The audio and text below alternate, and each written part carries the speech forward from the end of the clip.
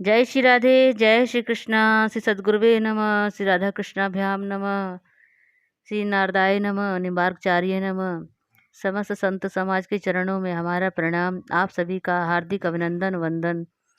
कथा श्रीमद् भागवत कथा के द्वितीय दिवस में राजा परीक्षित जी की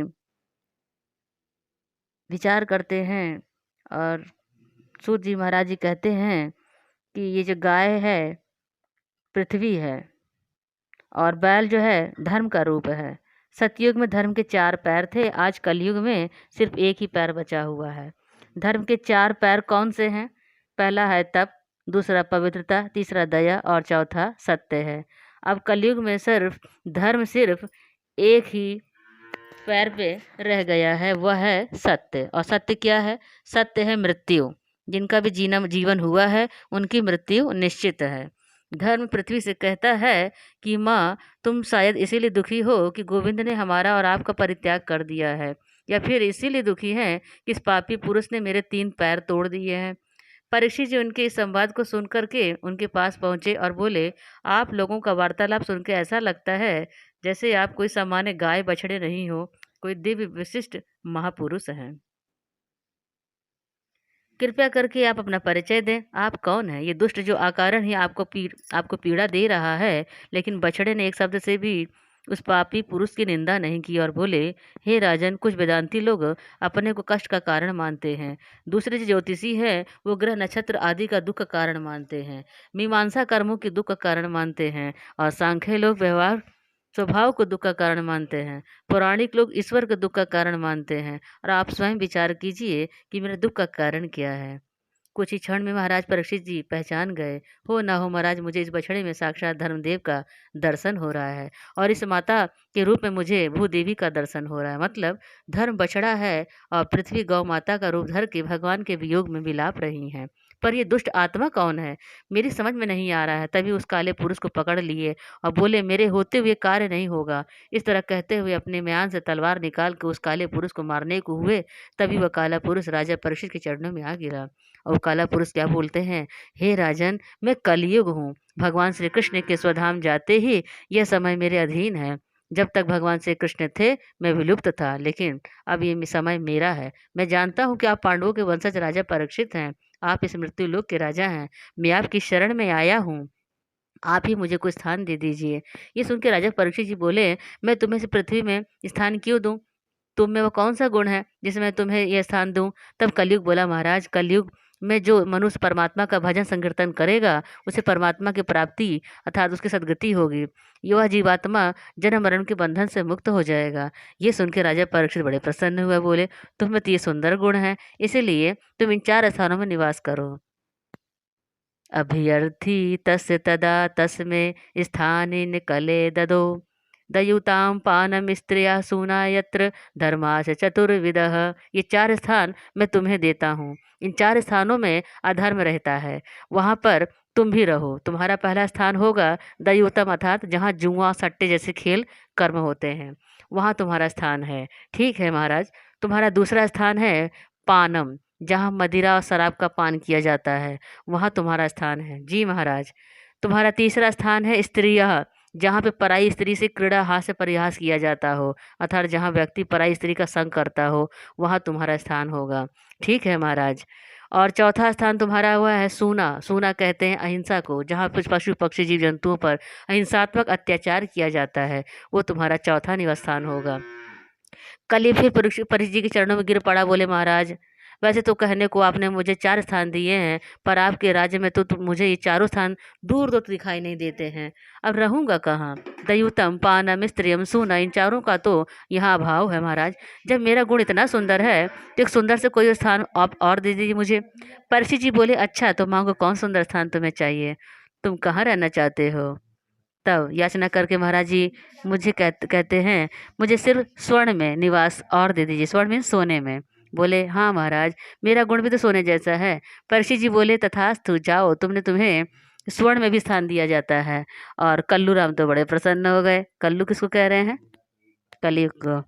और महाराज जी, अब मेरा निर्वाह हो जाएगा। राजा परीक्षित गौ माता को प्रणाम करके बोलते हैं, अब आप चिंता मत करिए, मेरे रहते आपको कोई संकट नहीं आएगा। बोली श्री भक्तवत्सल भगवान की जय।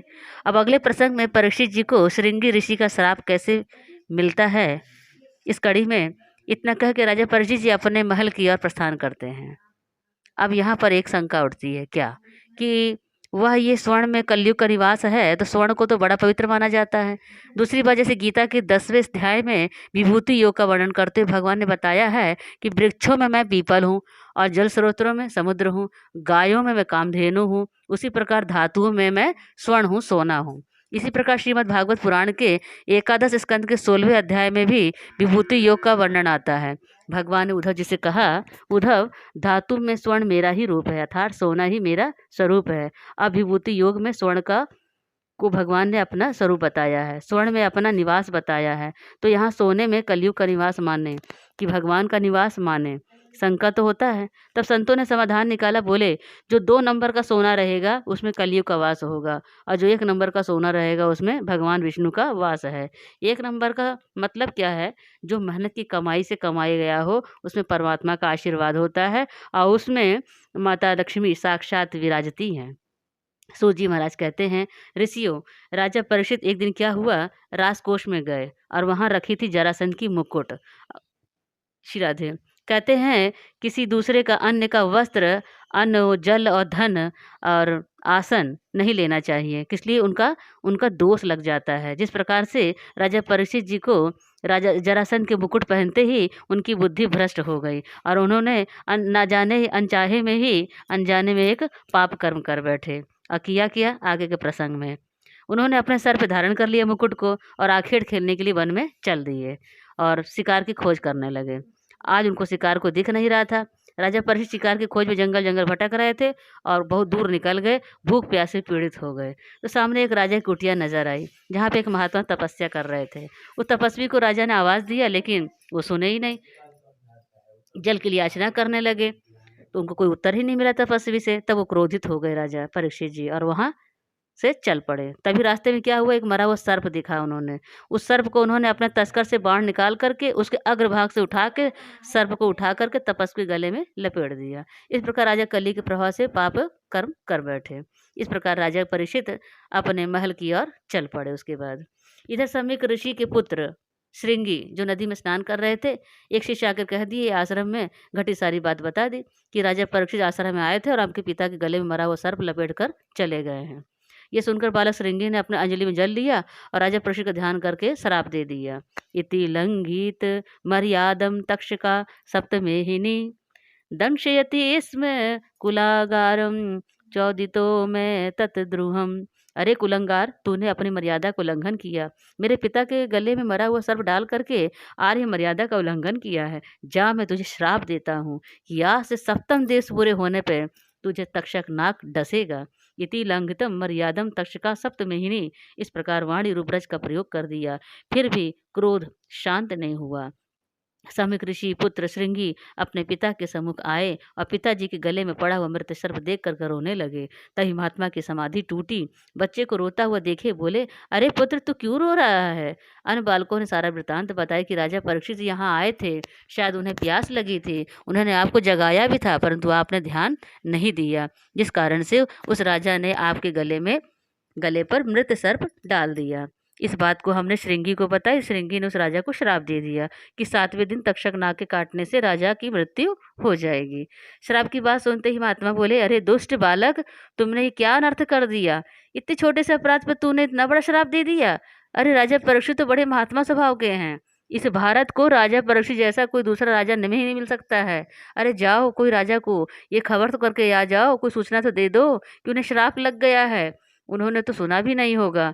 गोमुख नाम का एक ऋषि बालक दौड़ा और उधर महाराज परीक्षित घर पहुंचे, भोजन किए, मुकुट उतारे और विश्राम करने लगे। देखिए, जैसे मुकुट उतारे, और मुकुट किसका है, जरासंध जी का है, और उतारते ही उनकी बुद्धि शुद्ध हो गई। अब क्या विचार कर रहे हैं, राम राम, आज हमें से क्या हो गया। हमने तो उस महात्मा के गले में मरा हुआ सर्प डालकर बहुत बड़ा पाप कर दिए। जो नीच कर्म मैंने आज तक नहीं किया, मुझसे कैसे हो गया। जो हाथों हाथ संत की सेवा में सदैव तत्पर रहते हैं, सदैव तत्पर रहते हैं, आज उन्हीं हाथों से संत का अपराध कैसे हो गया मुझसे। अहो बताहो महदग ते कृतम अल्पयसी द्रोहम उरुदोमो धृता ब्राह्मण का तेज जाने बिना मैंने यह अपराध किया। हे प्रभु, इस अपराध का दंड मुझे अवश्य दीजिए। इस प्रकार के पश्चाताप की ज्वाला में राजा परीक्षित जल रहे थे। तब तक गोमुख नाम के शिष्य दौड़ा दौड़ा आया। प्रणाम महाराज जी। कहिए ऋषि कुमार, कैसे आना हुआ? ब्राह्मण बालक बोला, महाराज, आप हमारे गुरुदेव के कंठ में मरा हुआ सर्प डाल आए थे और उनके बालक ने आपको श्राप दे दिया है। सप्तम दिवस में आपकी तक्षक सर्प के काटने से मृत्यु हो जाएगी। सुनते ही महाराज परीक्षित बड़े प्रसन्न हो गए। वाह, अभी अभी मैं यही सोच रहा था कि प्रभु इस पाप का प्रायश्चित कैसे करूं, कहाँ जाऊं। प्रभु ने घर बैठे ही दंड भेज दिया। ऋषि कुमार गोमुख आश्चर्य में पड़ गए। महाराज, इसमें खुश होने वाली क्या बात है? परीक्षित जी कहते हैं, महाराज, संसार में भला ऐसा कौन होगा जो अमर हो? मरना तो सभी को है, परंतु किसी को एक क्षण का भी भरोसा नहीं है कि कब किसकी मौत होगी। परंतु मुझे मेरी मृत्यु का पता चल गया है। मैं 7वें दिन मरूंगा। इसका मतलब है कि 6 दिन के लिए मैं अमर हो गया हूँ। तो क्यों नहीं 6 दिन को अमरता का लाभ उठा लूँ? बस महाराज, उसी क्षण एक पल क्या किए, वो विलम्ब नहीं किए बिना ही अपना साम्राज्य अपने पुत्र जन्मेजय को सौंप दिए और साधु रूप का धारण भेष करके गंगा के तट पे पहुंच गए। उस गंगा के तट की जगह को कहते हैं सुखताल। वहां पे जाकर के विशाल बरगद के शीतल छाया में बैठ गए। महाराज, इस बात की चर्चा संपूर्ण भूमंडल में हो गई कि 7वें दिन तक्षक के द्वारा मारे जाने पे परीक्षित को श्राप लग गया है। जहाँ जिसका जैसे पता चला दौड़ पड़े महाराज परीक्षित को आश्वासन देने के लिए। और देखते ही देखते परीक्षित के सामने हजारों महात्माओं की मंडली एकत्रित हो गई। संतों के बीच परीक्षित ने गंगा के किनारे अपने को देखा तो प्रसन्न हो गया। महात्माओं, मैं तो कहता हूँ उस बालक ने मुझे श्राप नहीं आशीर्वाद दिया है कि मेरी मृत्यु गंगा के किनारे इतने संतों के बीच में होगी। कितने सौभाग्य से मौत किसकी होती है। कहते हैं जीवन जितना कठिन होता है उससे भी कठिन मौत होती है, और मौत को सुंदर बनाने का कार्य केवल हरि ही कर सकते हैं। ये जीवन एक साधना है। ये जिसने अपने आप को साध लिया और हरि नाम के कमाई कमाई, हरि नाम की कमाई जिसने कमाई, उसने अपनी मौत को भी सुंदर बना लिया। तो जब जीवन अंतिम समय हो तो उतने टाइम गंगा जी का तट हो, मुख में तुलसी दल हो और सामने मेरा हरि निकट हो। ऐसी इच्छा, ऐसी कामना हर इंसान सात्विक संत महात्मा को दर्शन प्राप्त होता है। सभी संतों का आशीर्वाद हम सबको भी प्राप्त हो। राजा परीक्षित जी को भी बिल्कुल ऐसा ही सारे संतों के बीच में हैं, गंगा जी के किनारे हैं और मृत्यु उनको पता है कि 7वें दिन होनी है। और हम सब ऐसे इंसान मनुष्य हैं जिनकी मृत्यु का कोई तिथि नहीं पता है, कब काल अपने हमें ले चले। तो आगे की प्रसंग में कहते हैं, परंतु मैं आप लोगों से एक प्रश्न पूछना चाहता हूँ। मरना तो सबको है, फिर उस मरने वाले को क्या करना चाहिए? कितना सुंदर प्रश्न है। समय कम है, करें क्या? इस प्रश्न में ऋषि लोग विचार कर ही रहे थे कि वहां पर सुखदेव जी के रूप मानो स्वयं साक्षात भगवान नारायण प्रकट हो गए और क्या रास्ता दिखा रहे हैं। परीक्षित जी के महाराज के द्वारा हम सभी मनुष्यों को ये राह दिखाए हैं प्रभु ने। बोले सुखदेव महाराज की जय। तत्र भवद भगवान व्यास पुत्र यादृच्छया गामट मानो अनपेक्षा आलक्ष्य लिंगो निज लाभ तुष्टो वृतस्य वाले रब दूत वेशा। सूत जी कहते हैं, ऋषियों मानो अपने भक्तों को उद्धार करने के लिए स्वयं भगवान ही वहां सुखदेव जी के रूप में प्रकट हो गए। सूत जी कहते हैं, अश्वत्थामा के ब्रह्मास्त्र से रक्षा के लिए भगवान ने स्वयं उत्तरा के गर्भ में गए थे और परीक्षित जी की रक्षा करने के लिए आज वे विप्र बालक के श्राप से बचाने के लिए भगवान व्यास नंदन सुखदेव जी के रूप में प्रकट हो गए हैं। अद्भुत झांकी है। दिगंबरम वक्त्र विकर्ण केशम प्रलंब बाहुम स्वम रोतमाभम। दिगंबर भेष, लंबी भुजाएं, मुख पर घुंघराले बाल, नाभि भंवर के समान गहरी है और उदर बहुत बड़ा सुंदर त्रिवेणी से युक्त है। छोटे छोटे बालक तो उन्हें पागल समझते हैं, हल्ला शोर मचाते हैं, उनके साथ पीछे पीछे दौड़ते ताली बजाते हैं, पर परमात्मा को कोई फर्क नहीं पड़ता है। सुंदर स्त्रियां उनके रूप सौंदर्य मुग्ध होकर अनुसरण करती हैं, बच्चे हंस रहे हैं पर कोई फर्क नहीं पड़ता। ये तो अवधूतों का स्वभाव ही है। सर्व खलिद खलविद ब्रह्म, उनके लिए सब ब्रह्म है। वे तो अपने हृदय में राधा कृष्ण की झांकी, बाकी झांकी में निमग्न रहते हैं। दृष्टि अंदर से जब बाहर जाती है ना, तब उन्हें स्त्री पुरुष बच्चे नजर आए। महाराज, राधा कृष्ण की छवि अपने हृदय में विराजमान करके वे सदा निमग्न रहते हैं। आयु कितनी बता रहे हैं सूत जी? दवी अष्टि वर्षा अर्थात 16 वर्ष की आयु, परंतु 16 शब्द का प्रयोग नहीं किए हैं। अष्टि वर्ष मतलब 8 दूनी कहकर उम्र बताइए, क्योंकि देखने में वे 8 वर्ष के लग रहे हैं।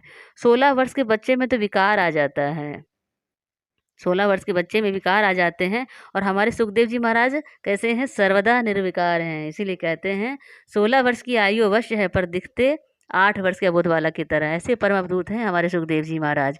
उनके आते ही वहाँ जितने विद्वान संत थे, सब के सब खड़े हो गए। 16 वर्ष के सुखदेव जी को देख करके हजारों हजार साल की उम्र वाले महात्मा खड़े हो गए। क्यों खड़े हो गए हैं?